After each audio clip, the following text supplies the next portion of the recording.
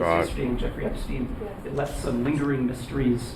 One of the biggest ones is whether he ever worked for a American or foreign intelligence agency. The former Labor Secretary, who was Miami U.S. Attorney Alex Acosta, he allegedly said that he did work for an intelligence agency. So could you resolve whether or not he did? And also, could you say why there was a minute missing from the jailhouse tape? I'm going to say this. Before Trump talks, his response to it was absolutely horrendously bad. This was something that these guys hyped up for God knows how long. He was saying the files were going to be released. Then the FBI took longer than the release date to release the files. Then they were like, oh, it's sitting on my desk. Then they were like, oh, there's a truckload of papers we have to look through. Oh, we actually found even more papers on the Epstein files that we have to review. And then after all that, it just comes out to a fucking nothing burger. Like, this was genuinely a very, very, very bad response.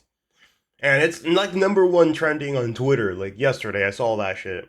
Everyone was talking about it. I wanted to talk about it, but I couldn't because I was doing something. But anyways, I'm here today.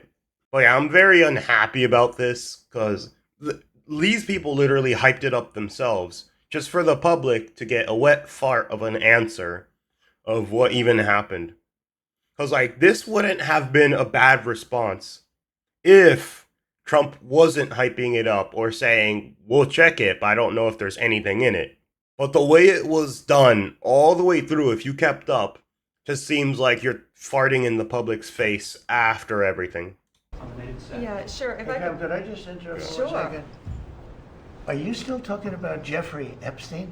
This guy. Like, we're talking about him literally because those files came out yesterday before this interview. Now it's 2 days ago, but yeah. That's why they're talking about it, because it came out fucking yesterday of what the FBI and the DOJ found. It's been talked about for years.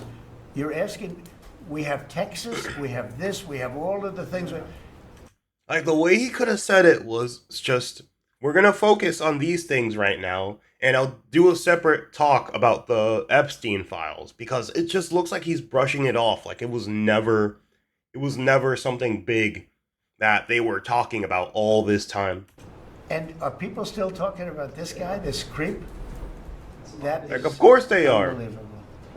Do you want to waste the time, and do you feel like answering? I don't mind answering. I mean, I can't believe you're asking a question on Epstein at a time like this where we're having some of the greatest success and also tragedy with what happened in Texas. It just seems like a desecration, but you go ahead.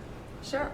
First, to back up on that, in February, I did an interview on Fox, and it's been getting a lot of attention because I was asked a question about the client list, and my response was, it's sitting on my desk to be reviewed. I'll see if I could put that up in this video real quick. So what happened to the Epstein client list that the Attorney General said she had on her desk? Well, I think if you go back and look at what the Attorney General said in that interview, which was on your network, on Fox News. Got the quote. Go ahead. John Roberts said, DOJ may be releasing the list of Jeffrey Epstein's clients. Will that really happen? And she said, it's sitting on my desk right now to review. Yes, she was saying the entirety of all of the paperwork, all of the paper in relation to Jeffrey Epstein's crimes. That's what the Attorney General was referring to, and I'll let her speak for that. Meaning the file along with the JFK, MLK files as well. That's what I meant by that. Also, to the tens of thousands of video, they turned out to be child porn downloaded by... Man, this is the thing. A guy like that, if he recorded that, he would have recorded other stuff. But we're not telling you to release those videos. We're telling you that you could just look at the faces of those people and write them down and say, these people were in these videos. You could say that if it was all just that. Because Jeffrey Epstein was a deprived fucking rapist. But the thing was, he had many connections, which is what makes all this look so sketchy, like being thrown under the rug after being this hyped up. So yeah, this is a big L take on Trump, and I'm not very happy about the way it was handled. That disgusting Jeffrey Epstein, Child porn is what they were. Never going to be released, never going to see the light of day. To him being an agent, I have no knowledge about that. We can get back to you on that. Like, what do you mean you have no knowledge on that? You're part of fucking FBI. You should know. And the minute missing from the video, we released the video showing definitively the video was not conclusive, but the evidence prior to it was showing he committed suicide. And what was on that, there was a minute that was off the counter. Yeah, that missing minute. And that all of this together just, man, it just sucks, because it's like one of these things where, I'll say it, the public doesn't know. Nobody knows what happened except whoever was in there at the time. And the worst part is there's just too many coincidences for people just to brush it off like nothing happened there. Because Jeffrey Epstein had so many connections. So many connections. Think about this. This guy knew politicians. This guy knew movie stars. This guy knew fucking everybody. This guy's the equivalent of Muscle Man from Regular Show if he was a child predator. That's Epstein's equivalent. He knows everybody. He has his grubby little hands on everything. And just to see it all, this fart burger thrown out like this, man, it was absolute trash the way it was handled. And what we learned from Bureau of Prisons was every night, they redo that video. It's old, from like 1999. So every night the video is reset, and every night should have the same minute missing. So we're looking for that video to release that as well, showing that a minute is missing every night. And that's... Yeah, so I guess that's the only thing we have to look towards, but I think the way this was handled was absolutely bad. And the worst part is, nobody has definitive proof. Nobody, except whoever was there and whoever could look at that private intel. So not even someone in the public can tell you what's actually happening. But man, this all sucks, and yeah, that's pretty much it. But yeah, I'll put a few things up if I find them again, but yeah, I'm just disappointed this was the way it was all handled. If you were president, would you declassify, you can answer yes or no to these, would you declassify the 9/11 files? Yeah. Would you declassify JFK files? Yeah. I did a lot of it. Would you declassify the Epstein files? Yeah, I would.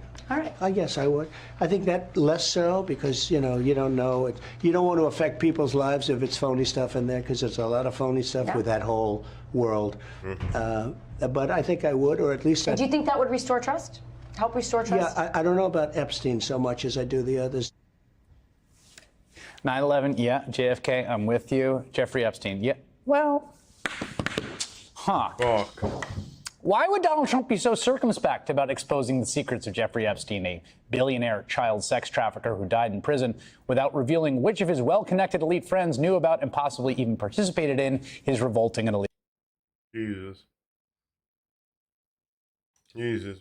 Jeffrey Epstein, the convicted pedophile and financier, was connected to some of the world's most powerful figures. But could Trump's newly formed task force finally expose the full extent of his crimes and contacts? His private jet carried an array of high-profile passengers. The flight logs and Epstein's infamous Black Book have been made public. But insiders say this barely scratches the surface. What more is still hidden? The names in these records include celebrities, business moguls, and politicians. Donald Trump flew on Epstein's plane 8 times. Bill Clinton took at least 17 flights, traveling alongside figures like Kevin Spacey and Chris Tucker. Prince Andrew, his family, and even Sarah Ferguson appeared in the manifest. But simply being on the log doesn't confirm wrongdoing, and many have denied any criminal involvement. Beyond the flights, Epstein and his partner, Ghislaine Maxwell, orchestrated one of the most expansive sex trafficking networks in history. Preying on girls as young as 14, the victims were flown to Epstein's homes, forced into massages, and abused by his powerful circle. Then there's Epstein's Little Black Book, listing personal numbers of world leaders like Tony Blair, Henry Kissinger, and John Kerry. Some entries were even marked under a category called Massage in Palm Beach, and the conspiracy runs deeper. Some claim Epstein worked for Israeli intelligence, running a honey trap operation to blackmail politicians. Others dismiss this as an anti-Semitic trope, but now Trump's task force is said to investigate. Could they finally declassify Epstein's full contact list? And if they do, who will they implicate? For the full story, visit thetimes.com. Jeffrey